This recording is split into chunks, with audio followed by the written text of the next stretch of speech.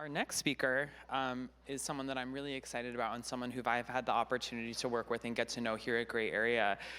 Chia Amisola is a former member of our cultural incubator, and we were able to present their monumental performative work, My Computer Never Asks Me How Many Computers I Had Before, this summer at Gray Area. Yeah, think about that one for a second.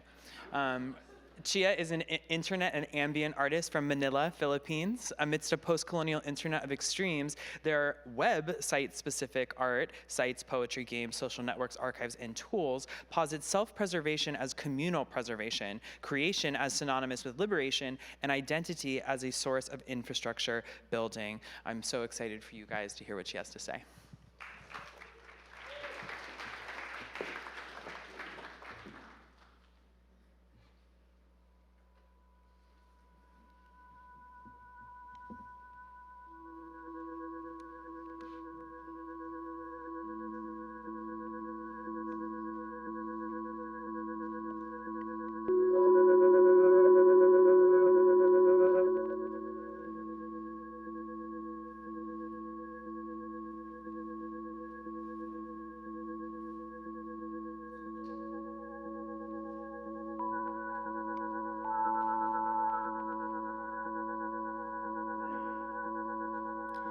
It's May 4, 2000, a few days after I was born.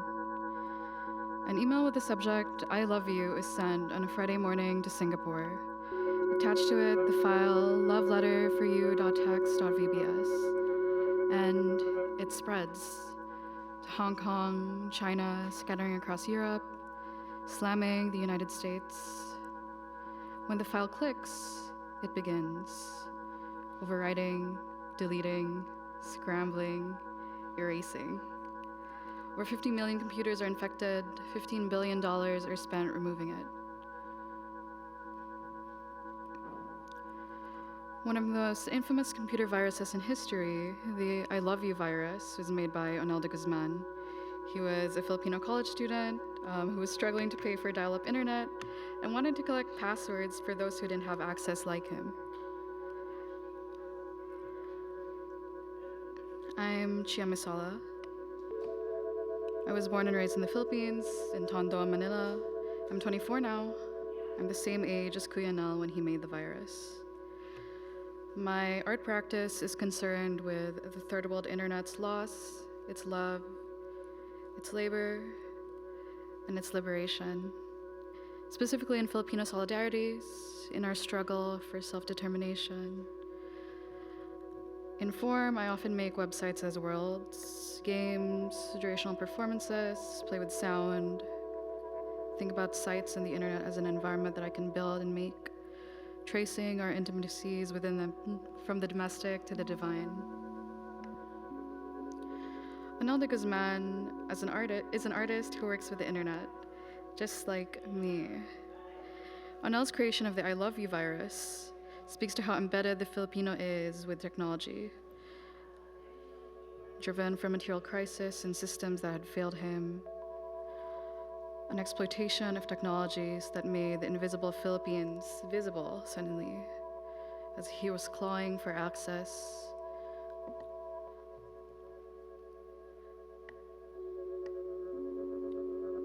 When I look back to this event, I think the victims weren't just those affected by the virus. Systems are only vulnerable because people are. Even in Onel's naive exploitation of longing and loneliness, speaking to everything that we want, we need, I'm just like him. In his work, suddenly, our once isolated archipelago was once seen. I'll be speaking to you about third world internet art.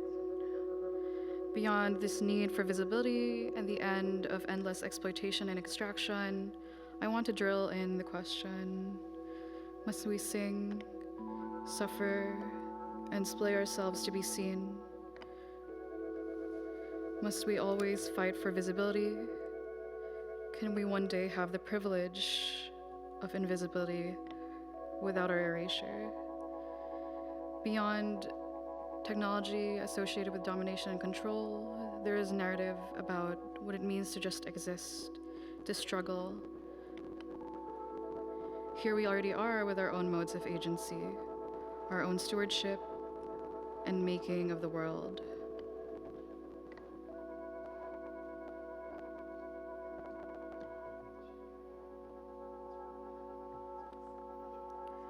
This is what I got for using the computer.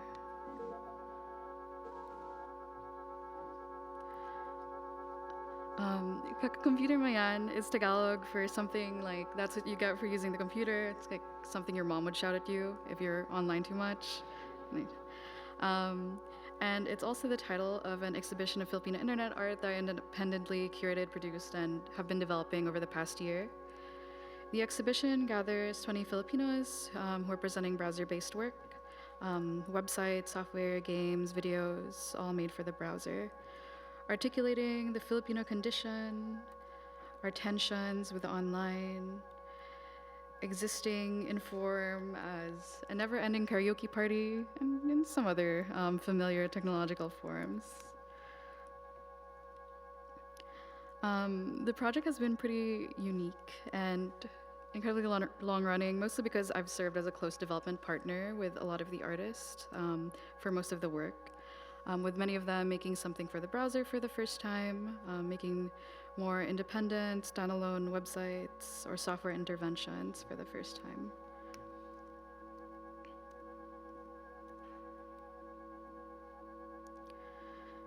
So the work I speak of when I speak of the third world internet is not my own. It is shared with all these Filipino artists. Within the third world's digital existence, visibility is often tied to resistance, especially when contextualized within how Filipino bodies often serve as the labor and are the very infrastructure that powers much of the internet, with our land, bodies continuously seized. I wonder what it means when now our counter-narratives are given space.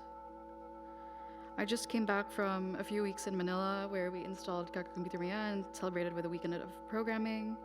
And I'm going to share a few fragments of just like 3 pieces from the exhibition, share some reflections on the themes that these artists have been speaking to, and talk about how they're gesturing towards this promise and struggle towards an archipelagic internet. I won't do these pieces justice, but I will try.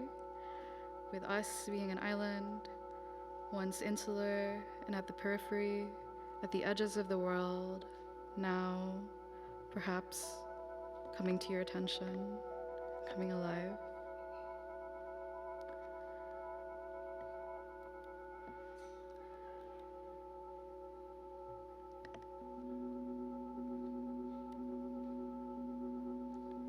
How do we move through the web? Responding to possibilities of agency, movement, and the bridging that the internet offers us, perhaps there's a way to live within it and reclaim the internet from its militant origins, or at least emphasize how we struggle against it. This is one of the pieces, Leon Leibus' Every State Has a Whole, that speaks to a culture of crisis as circulated by software and post-apocalyptic aesthetics. Beginning with his research into tribal tattoos, also it's moving really fast because it progresses by text-to-speech, but I'm not playing that out because it's super loud and annoying.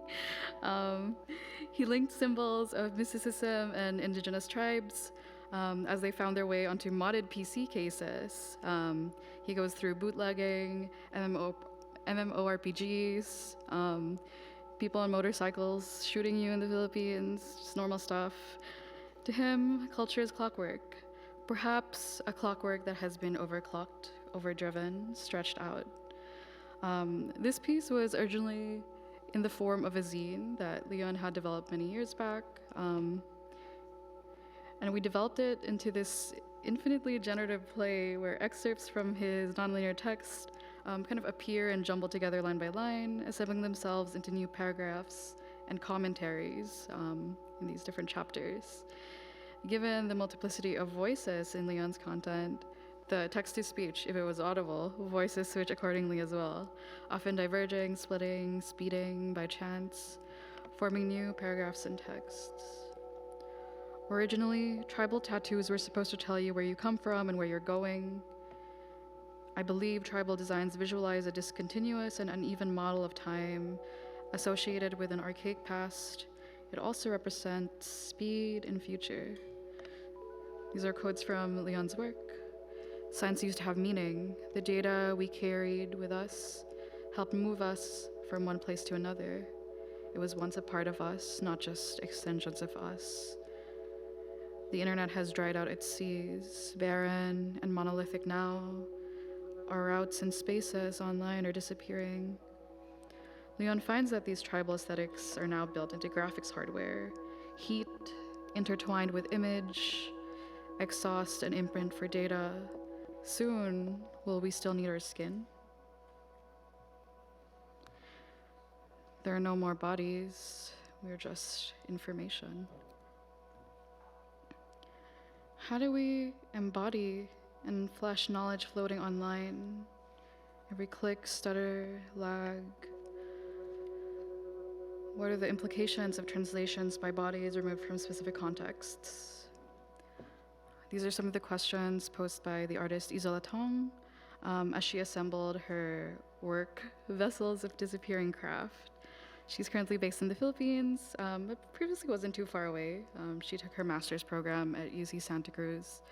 In this hand-curated selection of YouTube videos of craft-based tutorials weaved into a banig-like pattern, a banig being one of the traditional hand-woven mats of the Philippines, the player ends up somewhat frayed, feeling almost pixelated, just as the actual physical objects do. The videos are intentionally spaced, some seconds apart to indicate wear, lag, the movement of time. We're thinking about how the internet both carries and safeguards knowledge, but also an over-reliance on it ends up destroying knowledge. Isola's work speaks to an urgency in relearning, a responsibility, for example, for those in urban Manila, like where I'm from, to look towards these provincial, peripheral practices that had to be abandoned for hopes of mobility, and to how these necessary notions of mobility and progress have led us to immense cultural loss. But what can we do when this mobility is necessary for survival, when the land we used to live on has been erased, when there are no options for us but to lose ourselves?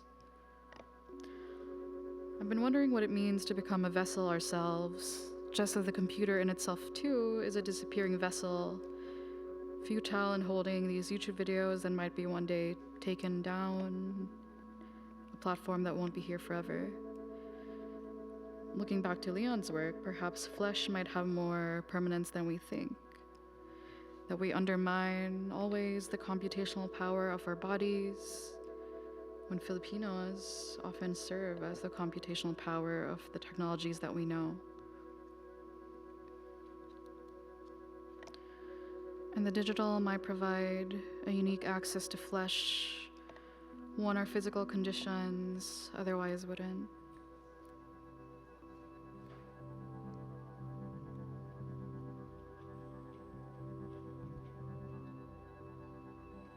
Into Induce a Period by Beatrice Cabana, we click and scroll through an infinitely generated Filipino abortion forum, where every thread that you land on is sourced from creative pieces from her college thesis. These are the only threads that are ever opened up, but we scraped and mixed the actual content from real forums that she had to go through herself. In a country where abortion is illegal, and about 1 million abortions are induced annually, one of the most reliable ways of accessing these procedures is through online sellers, often on spaces like this, where you're anonymized, less tied to your real identity. These online spaces also end up being the most emotionally secure and welcoming, offering women a space. Offline, the practice is heavily socially stigmatized, especially from close family members, propelled by religious and legal fears. Here's the line between the emancipatory potential of the web, how in the offline, where we are isolated, sometimes the online does free us. These are just 3 of the 20 projects that are available on our exhibition that will also be online soon. All that speak to erasing this impossible boundary between the Filipino and the technology we've been enclosed around our whole lives. The technology that is inseparable of us, that becomes us. Lately, I've been wondering what it means to consider ourselves as interfaces. I often consider myself as one when I do my web work. Perhaps the Filipino body is the technology itself, the essential interface, struggling and wet and glistening. After all, similarly, our making of religion, also forced by colonialization, has ended up imbuing and embedding many environmental and animist ways of being, rituals, and our reinterpretation of it. Might technology be the same? Could even consider prayer itself as a technology.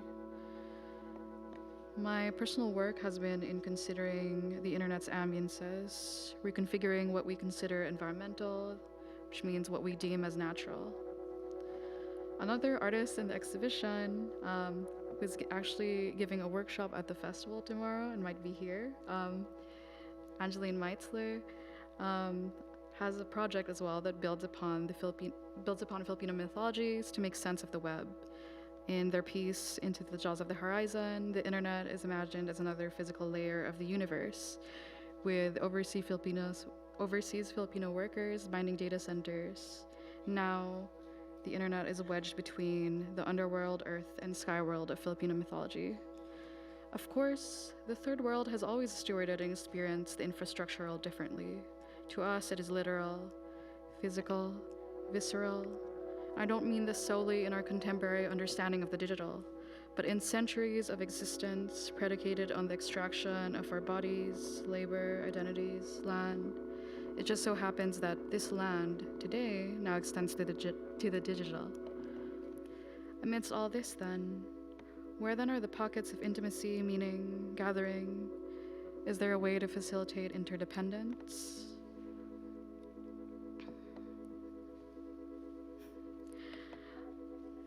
I'll speak briefly about the 2 kind of like setups we had for our installation in Manila. Kind of speak to the material interfaces in which we actually engage with technology. One of the setups for Computer Mian was this PisoNet setup, which are these vending machine like PCs, coin operated for very, very cheap pennies. They sell access to the internet for like 4 minutes at a time for like a single Philippine peso, fitting with the rest of the country's sachet economy, with internet costs being incredibly prohibitive. So you're probably familiar with internet cafes, but this is like the new thing. This is an even more accessible, cheaper version that has actually led to a lot of internet cafe shutdowns. So I bought this machine. I don't know if this picture is clear, but it has like a League of Legends decal on it. So I'm pretty proud of it. I got it for $20. Okay, you can't see it here, but it says League of Legends. Even the space means to access technology is such a privilege. Vending machines in the Philippines approximate what ubiquitous devices like mobile phones and internet access provide us. And just as the exhibition itself is structured like a karaoke party, we did have a karaoke machine where the pieces exist in many forms, in a desktop, in this remote controlled one, in print. And the karaoke to me is so interesting, where it questions how we gather, the line between the public and private, between performer and audience, all these negotiations. Herein, every witness in person is part of the performance. When I asked, must we sing? I wanted to find a state of optionality that is also representative of agency, where we can also choose to step aside, to not be performer, and still influence, be part of the system, be part of these gatherings. And in addition to these positions of self, is questions again of empire and domination and where we get our technologies from. Karaoke itself invented in Japan that occupied the Philippines, a form of soft power, a control of what we find as desirable, us learning how to imitate. positioning us in proximity to whiteness and English. Inhabiting, dwelling within, and reinventing ourselves through this constant re-identification is perhaps what it means to be a technological body, to be a Filipino.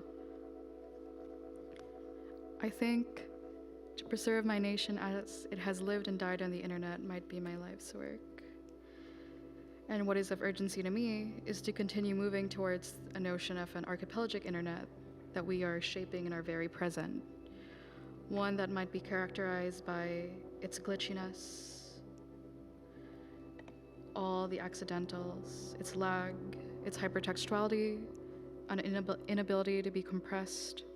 When I hold up the experience of third world internet art, I want to reject this need for being a form of high technology, for being new, a need for dominance, or the need to even rewrite the past, to reject claims that our imaginary is too constrained when our struggle that we actively experience every day testifies to anything but. We have made the internet our own in many ways. There's an internet that is not yours. Not everyone deserves this heat, can survive in it, but we have. To regain a sense of our interdependence by making and reclaiming space against the web and its notion and its tendencies to collapse space, time, and memory against the flattening of the internet. Here we are within an internet that has been weaponized against us since our inception, and also the knowledge that it carries so much of me and my people. There's the knowledge that there does exist the conditions for solidarity, the potential for assistance, and if there isn't any proof of this, it is in our persisting existence. I suppose this is what I got for using the computer. Okay, thank you.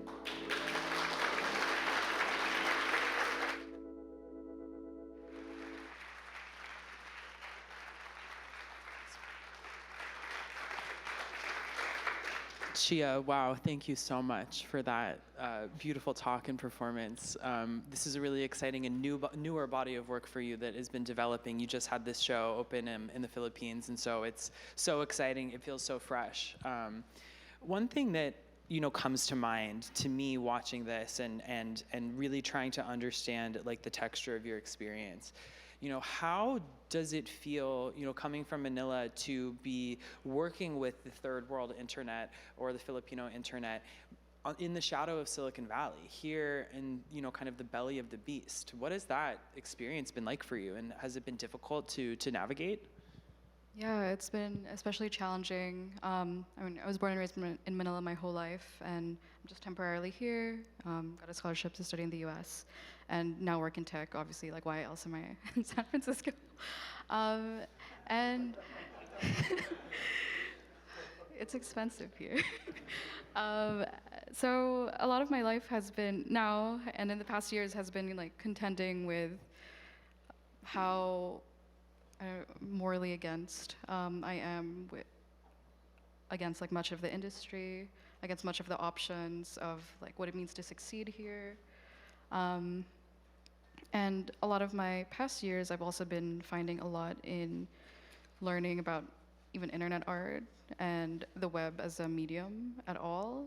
So Kaka Computer Man is kind of just giving to more people what I was learning through when I came to the Western world and understood that, oh, this space that I've been enclosed around my whole life is like an artistic medium. These websites that I'm making since I was a child are like incredible and radical and kind of like speak to me and eventually my nation. So there's not, like when I think about what I do for the Philippines and for third world internet artists, it's not about like bringing something new or teaching them like something new. I don't think I have much to bring them, but helping kind of like, but to be alongside them and to together situate ourselves and kind of like understand and articulate that what we are doing and what we're making and what we're exploiting is already like art and is a practice of resistance, etc.